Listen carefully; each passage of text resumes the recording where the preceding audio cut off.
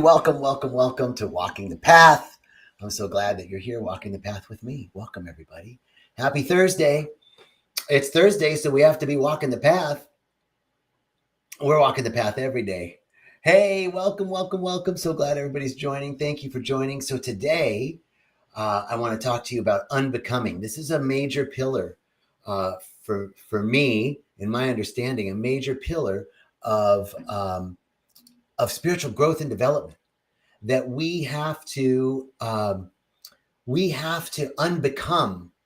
all the things that we thought we had to be in order to get our needs met. That piece of unbecoming is a key to our spiritual growth and development. So I wanted to share with you guys a little bit about that. But before I do that, I want to tell you about rythmia. And rythmia, whoa! I've been there this week attending classes and teaching classes, and what an amazing week. Powerful week this week. You know, it just goes to show that whatever is happening, everything that's happening is happening for us. Everything that's happening can be, hey, everybody, wow, I love all this. Join and welcome, welcome, welcome, welcome, welcome, welcome. Hey, everybody. Everything in our lives is there for us to grow. Everything is there to nourish us. Everything is there to feed back to us some aspect of ourselves that is seeking to be brought to the light. So whatever's happening in life, we have to be in acceptance of it. And this is what's happening at Rythmia right now. Like, stuff happens. You come with this intention to heal. You come with an intention to grow. And then that's what happens. But it looks a little messy, right? It looks a little different than what you thought.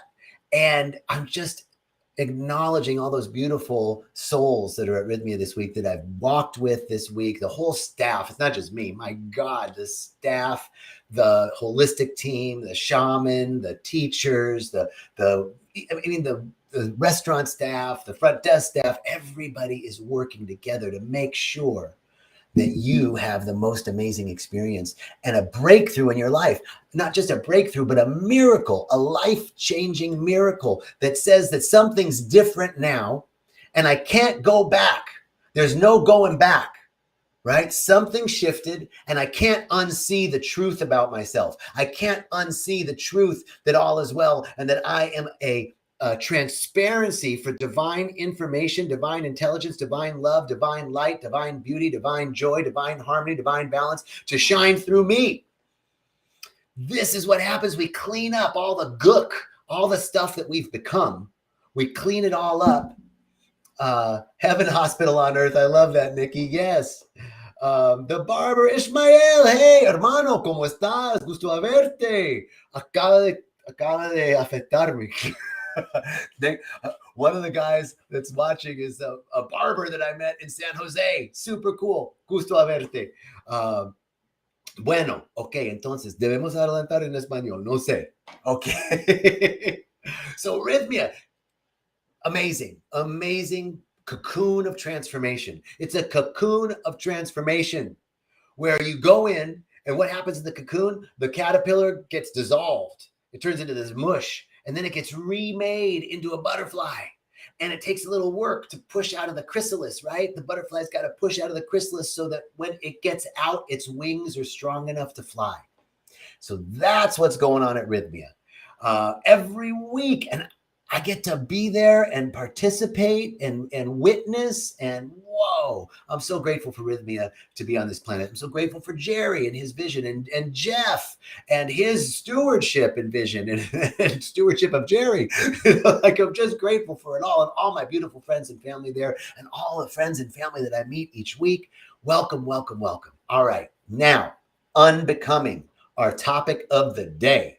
So in essence, unbecoming is the first step to seeing the truth of who you are. Unbecoming is the first step in as we start to realize that our mind, our thoughts, our thoughts, we are not our thoughts. As we start to realize that we have these thoughts, we have this thing called a mind. It's a machine. It's a machine and it's constantly producing meaning. It's like a machine that gets programmed to like, let's make meaning. Okay, we're making meaning out of everything. And we make meaning. We make up stories, we make myths, we make narratives about ourselves and about the world and how life is. And these things get all sutured into us early on in childhood. And then we come to a point in our lives where maybe we're wanting more. Maybe there's a calling for a deeper spiritual growth and development. Maybe there's something in our lives that we want to shift, that we want to change. And we get to that point and it's like, well, how do I make this change? I want this life, but I'm living this life. And the life that we're living is a condensation of our previously held thoughts, beliefs, opinions, points of view, perspectives. It's a condensation of what we've been thinking about. What we think about, we bring about. The energy that we put out in our thoughts and our thinking and our mentation, right, starts to create a material reality. We've been talking about this for the last couple of weeks, that our thoughts create things, from the field to the form, from consciousness to the material world. This is how everything works. We've been talking about it. So what we are experiencing right now, all the stuff that's congealed onto us, is things that we have taken on freely in order to fit in order to feel like we belong, in order to feel like we're loved, in order to feel like we're enough. So the process of unbecoming is key to our spiritual growth and development. So there's an old Buddhist saying that says, we're all struggling to become more of what we already are. And I always thought, like, well, how the hell do I become more of what I already am, right? How do I become more of what I already am? By becoming less of what I'm not. That's the key to unbecoming, becoming less of the things that aren't really who I am, less of the stories, the myths, the narratives that I've told myself about why something happened or why I'm the way or I am this way. So here's the good news. You don't have to do anything to unbecome. All you have to do is start observing in your life every day. So one of the things that I wrote in the caption for the post to invite you to come see this was that I've had a really challenging week. Really challenging stuff has been up in my face. Just really, it's not very pretty. It's not been pleasant. But I knew the whole time that it was for my growth. I knew the whole time that it was for my best and highest good. And so that's a fundamental belief in the process of unbecoming, is we have to be anchored in the truth that everything is unfolding for us, not against us. Why is it unfolding for us? Because whatever we're experiencing is an experience that's getting us to grow, to push through ego boundaries, to push through the limits of what we think we are, who we think we are, to push through the limits of our protective mechanisms and our defense mechanisms. So this week has been challenging. And there were times I've used every tool that I could this week, every tool. Meditation, breath work, movement, nature walks. At some points, being present is one of the biggest tools. And at some points when the mind is wanting to, Ethan, thank you, brother. I need to tell you about it, man. Ethan says, hey, Gobi, what's up, man? Good to see you, brother. Woo! So at some points during the week, going through it. I was walking on the beach. I'm walking my dog on the beach. It's beautiful. It's sunset. The tide is coming in. You're on this deserted beach in Costa Rica. It's paradise. And all I can see is upset, what I'm going through, right? And I'm looking at myself going, there's all this beauty around me and I can't even appreciate it because I'm so upset. So, you want to get out of that. But at one point, I had to just literally make myself aware of my present surroundings. I was literally walking down the beach going, there's a tree, there's a dog, there's a guy, he's walking towards me, he waved to me, there's a wave coming in, there's a bird, the sun is setting, the waves are coming in, my feet are touching the sand, the wind is rushing over my skin. Get present, get in right here, right now. Right here, right now, because any of the rumination, any of the thoughts about what's right, what's wrong, who's right, who's wrong, all of that doesn't get us anywhere. There's no cheese down that tunnel, right? There's no cheese down that tunnel. So we got to get present. We got to get clear and get present so that we can be available to our emotions and to what's coming up without wanting to just be present to like, there's anger in my body right now. I'm experiencing anger in my body. I'm experiencing sadness in my body. So the first part of beginning the unbecoming is radical acceptance. Radical acceptance of what's so. And you get to radical acceptance of what's so by being present in the moment without filtering it, without judgment, just getting, thank you. Piper goes clear and present. Piper, I'm going to read your other comment in a second. So the first part of unbecoming is radical acceptance. We have to accept everything just the way it is, just as it is. We have to accept ourselves just as we are. Whether you did something or you didn't do something, or someone's accusing you of something and you didn't do it, whatever it is, you got to accept yourself, all the feelings that you're having. There's not one part of you. There's not one part of me, not one part that doesn't deserve to be loved and appreciated. The part that's angry, the part that's sad, the part that's embarrassed, the part that wants to go punch somebody, whatever it is. By acknowledging those parts, we recollect them. For years, I thought it was cutting things out. But it's not cutting that stuff out. You can't cut out your anger. You can't cut out your sadness. You gotta love it in. You gotta accept it in. How do you love it? Sometimes it's hard to love my anger, or hard to love my embarrassment, or hard to love my sadness. So I have to accept it. Acceptance is the next level of loving, right? Just I gotta accept this. There's anger in my body. And when I say there's anger in my body, I'm experiencing anger in my body right now. That immediately creates a distance. A space between that I'm observing that emotion. So the first part of unbecoming is radical acceptance. The next part, once we're in acceptance, we can move into forgiveness. We can move into a deeper state of forgiveness of self and others. Because the more we hold on to this toxic blame and shame and guilt and pointing the finger and defending ourselves and all of that, that's just poison for us. That's just toxic stuff going on in our body that has nothing to do other than cause harm to our physical, emotional, and spiritual bodies. So we don't want to jump to forgiveness right away. We can't. I couldn't jump to forgiveness right away. I had to experience my anger. I had to experience my sadness. I had to experience my righteous indignation, right? I had to experience my embarrassment. I had to experience all of that so I could be with it, be present to it until I could get to the point where I could move into forgiveness. Don't move. Don't try and short circuit it and jump into forgiveness because we're supposed to be spiritual people. You're human. We're human. We're all human. And we have to acknowledge those feelings, that what we resist persists. In fact, it's the most efficient way to move through those emotions. But then you can move into forgiveness of self and others. All forgiveness is really forgiveness. All forgiveness is really self-forgiveness. We move into this deep state of realization that anything that I have done to hurt, harm, or endanger anyone, intentionally or unintentionally, is forgiven. I forgive myself for that. And anything that anyone did to me to hurt, harm, or endanger me, intentionally or unintentionally, I forgive. I release them and I release myself from the toxic chains of unforgiveness. And when I can do that, I can feel myself lightening up. And it's not a one and done thing. Let me tell you, it ain't one and done, because the stuff keeps coming up, right? You think, all right, I've moved through this. I've accepted my anger, but then you get angry again. And it's not like, oh, I haven't fixed this. It's like, oh, there's another layer of this coming up. Let me deal with this. It's just, this is what we simply do.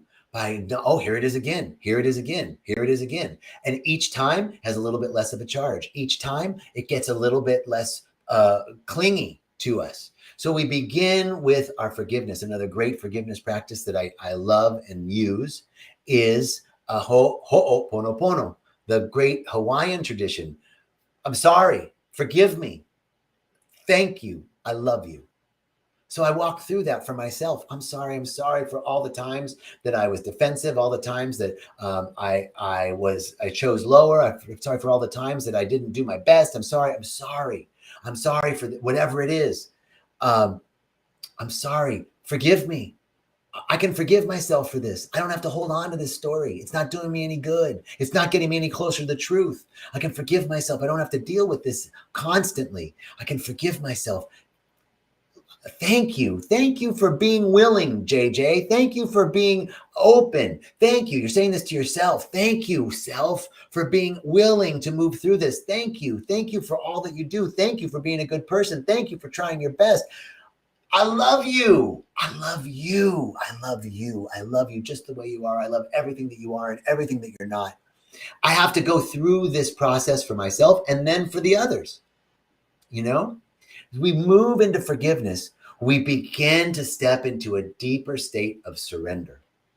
We begin to surrender to what is so that you get to a place where you say, Spirit, I know that no matter what's happening, you're putting me with the people that I need to be with in the places that I need to be, saying and doing the things that I need to be doing. I surrender.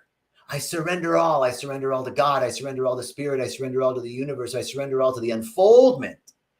I surrender it all. I don't need to hold on to this stuff. I don't need to try and control it. So unbecoming, the process of unbecoming is first in your everyday life when stuff's like in your face, right? You start to observe. First, you observe. You begin to see what's moving through your body. And from what's moving through your body, you then can move into a deeper realization of seeing those things that you're not. Right? Let's go back to the process of unbecoming, the beginning part of acceptance. Right? The beginning part of unbecoming of acceptance. Let's go back to that because this is crucial. That we are meaning-making machines. Right? Our mind is a meaning-making machine. It's pumping out these narratives. It's making connections. Well, I saw them there and I read this thing online and then I heard this from somebody else. So 1, 2, 3 means that person did this to me, right? So the mind's going to be putting stories together. It's going to be, and what's the truth and what's not. And we come to this acceptance and we begin to realize that we can see underneath the way that we are responding or reacting to the current circumstance, the current stimuli, how we're responding to it is based on old stories. It's based on old narratives. So here's some of the old narratives that I came up with this week. I saw one old narrative that says, I'm slow. I'm slow. I'm not as quick as other people. I just am not as smart. You know, this is a childhood thing. I don't believe that anymore, but it's deeply sutured. And I start to notice it. Oh, well, there was that thought. It's like it's like an errant thought that runs across the stratosphere of my thinking, right? Just this thought that just goes by, but I got to catch it. Oh, wow. That's an old thought.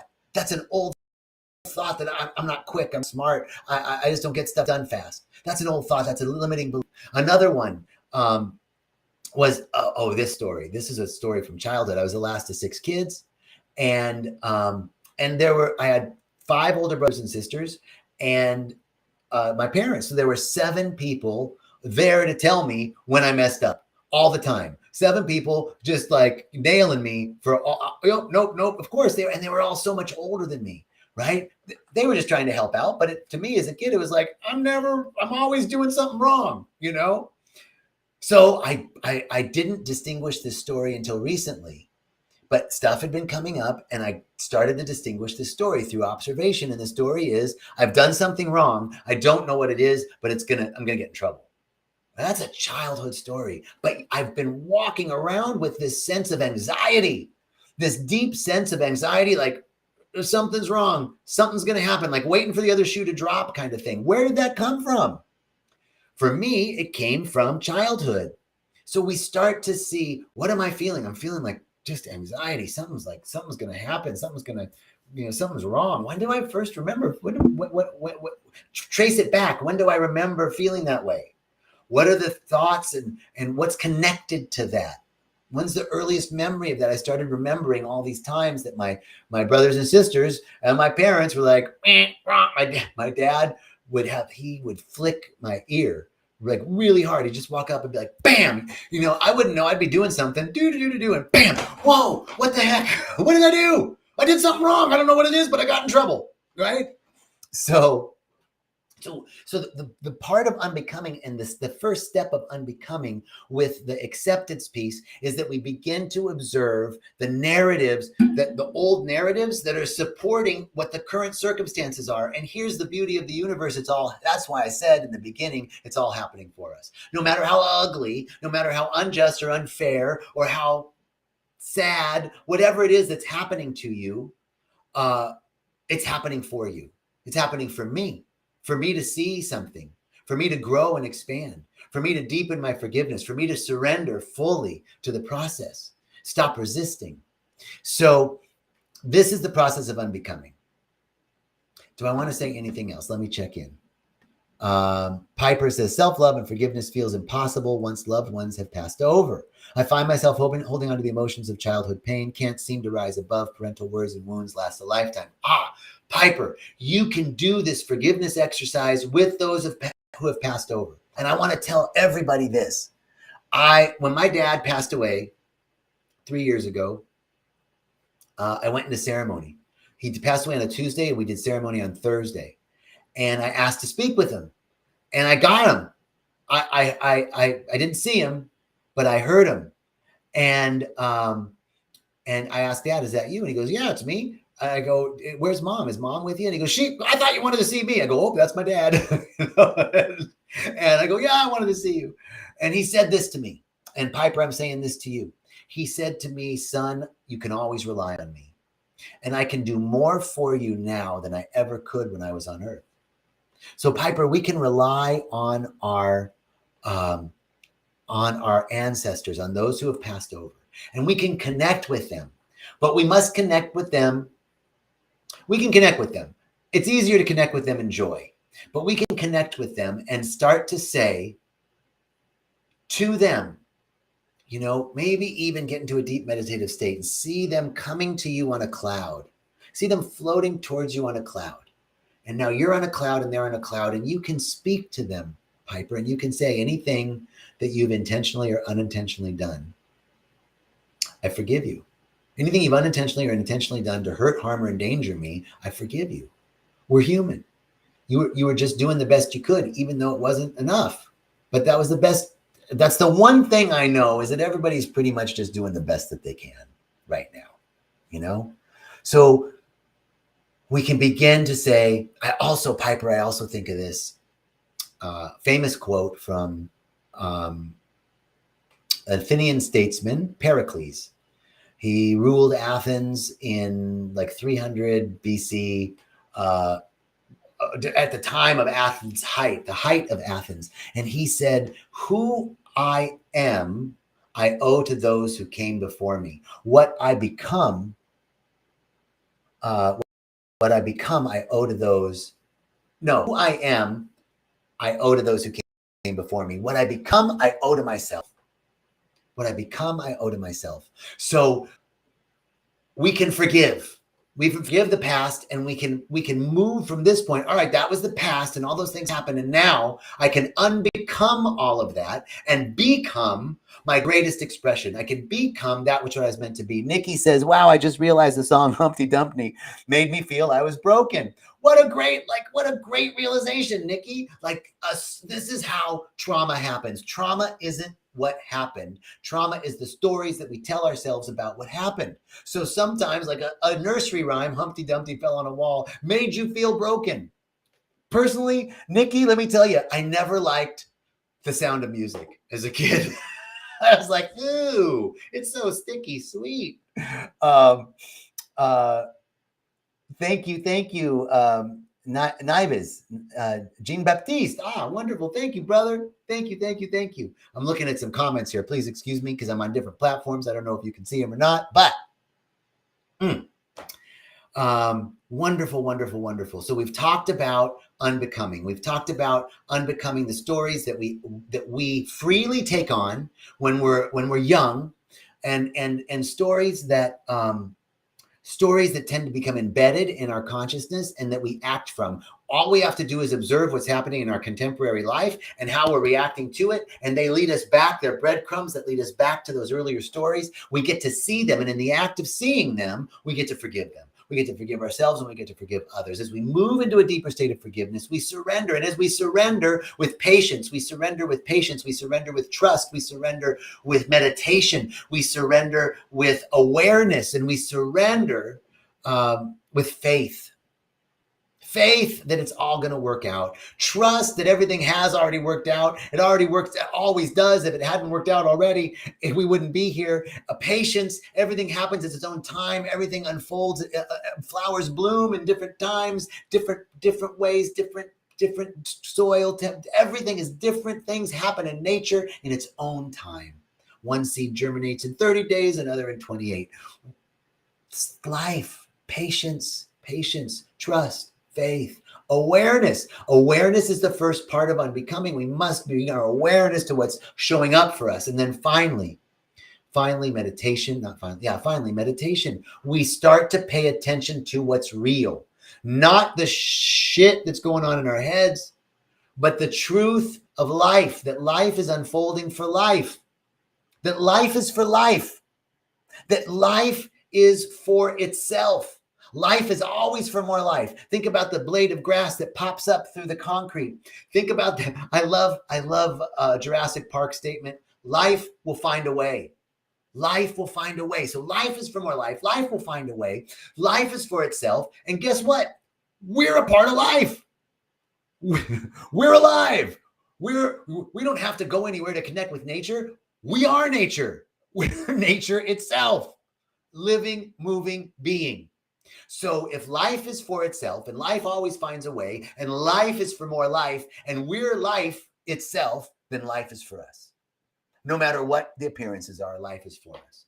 This is our surrender practice. We start to move into this deep surrender with a deep awareness that life is for us and nothing can be against. We begin to open our perceptual windows because there's infinite possibility.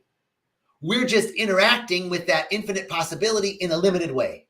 So through the process of unbecoming, forgiveness, and surrender, we open up our perception so that we can experience the possibility in a larger way. That's the key right there. Expanded awareness. All right. My brothers and sisters, I'm so grateful. I'm so thankful that you all joined today for Walking the Path. I'm so grateful and so thankful for this moment. I'm so grateful and so thankful for this life. I'm so grateful and so thankful for everything, even the stuff that doesn't fit my picture, because I know it's all for me. I'm thankful for the ups and downs. I'm thankful for the challenges. I'm thankful for the joys. I'm thankful for all the ease and grace with which we really live. When stuff's going wrong, sometimes I lose sight of the fact that I have so many conveniences. I can turn on the water and I have running water and I can adjust the temperature and I have a refrigerator and a car and, the doors and windows close on my house and like all of the stuff that we think is so much is going right in our lives. So many little things are there to support. So much is going right. And then I tend to focus on the one black spot in the middle of the white page. So we open up our windows with gratitude to say, I'm so grateful for all this stuff. I have 10 fingers. Well, 8 and 2 thumbs, right? I got 2 feet and 2 hands and 2 eyes and 2 ears. I can hear, I can smell, I can see, I can taste, I can touch. Woo! I can kiss. I can hug. I'm grateful. I'm grateful.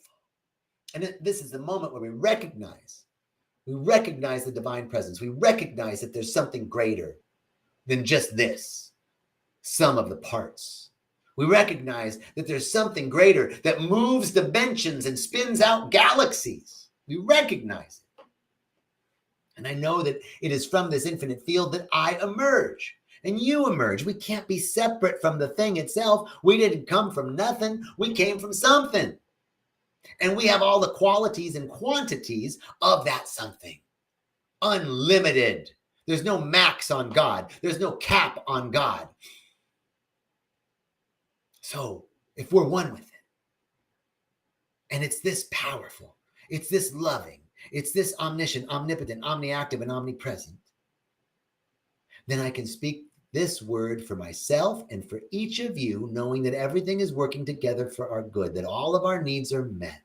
All of our needs are met. Feel it right now that all your needs are met. All of our needs are met right now. I don't care what's happening in 10 minutes. Right now, right this second, you're sitting here listening to this.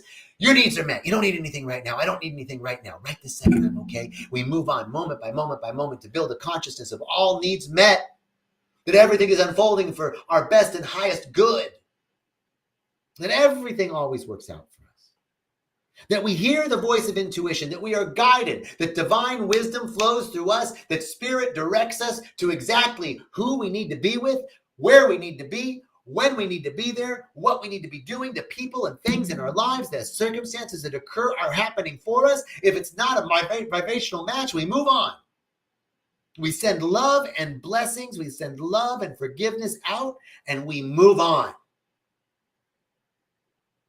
Because we're being directed. We hear the voice of intuition and give immediate obedience to it. We know that divine wisdom guides our steps. Our steps are guided for and provided for, directed and protected. For we have faith in this invisible force of life, this life force. Nobody can deny that there's a life force. Nobody can deny that there's something inside us that's animating our souls, that's spinning the planet. Whatever you call it, that's the force of life itself. That's the force that finds a way.